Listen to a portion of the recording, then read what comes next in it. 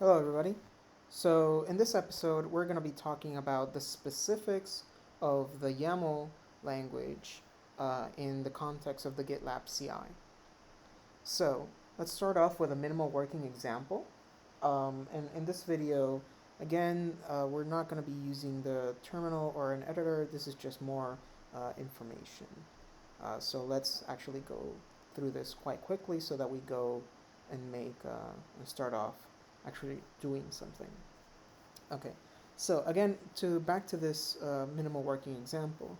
So in this YAML script, in the contents of this YAML file, which we give the name .gitlab.ci.yaml, um, here we have the simplest configuration that sets up a single stage pipeline with one job named job1, and it has a few components.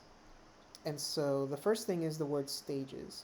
We'll talk a bit more stages in a minute, and even more so in a later episode. But stages basically just defines that there's only one stage in this example.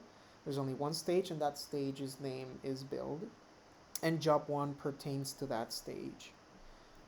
There's also the script keyword, which is special and one of the arguably the most useful one that you will be using or interacting with in this tutorial. And what this says is that it will be executing a script that will just echo, this is my first step of my first job.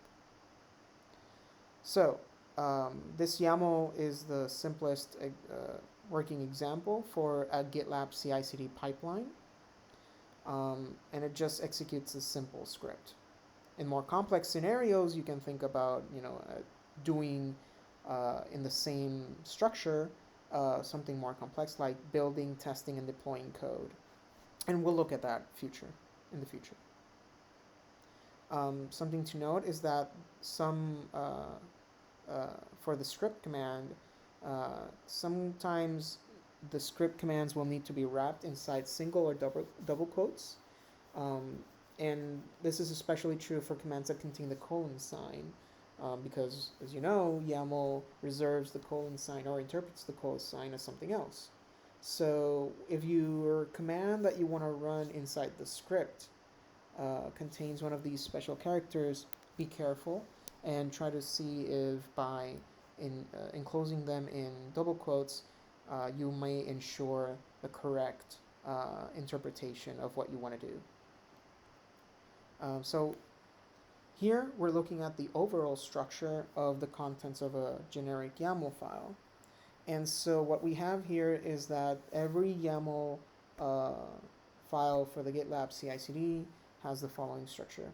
We have at the top level the name of a job, which is a rather arbitrary name. And inside each of these jobs, they might have the same parameters or differently named parameters.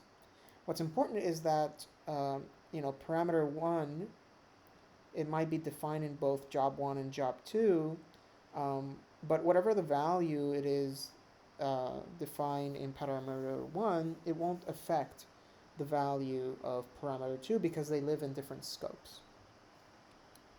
Um, Also, something to note is that by default, when you define jobs in the GitLab, they will run in parallel by default. So job 1, job 2, and job 3 will run concurrently. If you want to, and you might want to actually define how to run jobs serially or in combinations of parallel and serial in more complex ways, we'll talk about that in a later section. But stages helps a lot with that. So here's a list of specific keywords that your job cannot have as a name because they're used as global parameters, and the list is right there.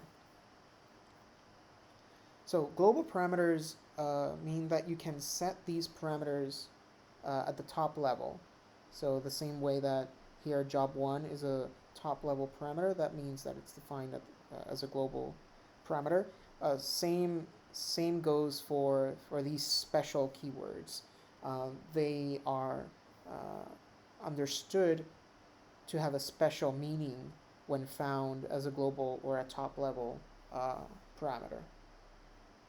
So here's another example where we have, again, the stages parameter, and this time stages is defined to be an inline list of three things: build, test, and deploy. We have another name, generic name for a job, another job, and another job. And all of these jobs have some stage assigned to them and a script, which is a list of one or more elements. And notice that jobs 1 and 2 belong to a different stage than this generic workflow name job. So this is the second time we've seen stages, and I keep mentioning it. So let's just to know that stages, you can think of it as putting on a show or giving some order of how the jobs should be run. So all the jobs in a specific stage, in this case jobs 1 and job 2, they both belong to stage test. They will both be run in parallel, but because of the ordering here of stages, build, then test, then deploy, this generic job will run first because it is in the build stage.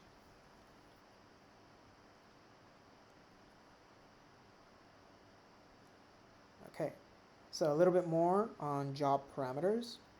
Some of the parameters that can be used, there's a URL here that shows a list of other configuration parameters in the GitLab documentation. This is actually a rather large list, and I suggest you go through it in your own time so that you learn a little bit more about the specific job parameters that GitLab has and that are reserved.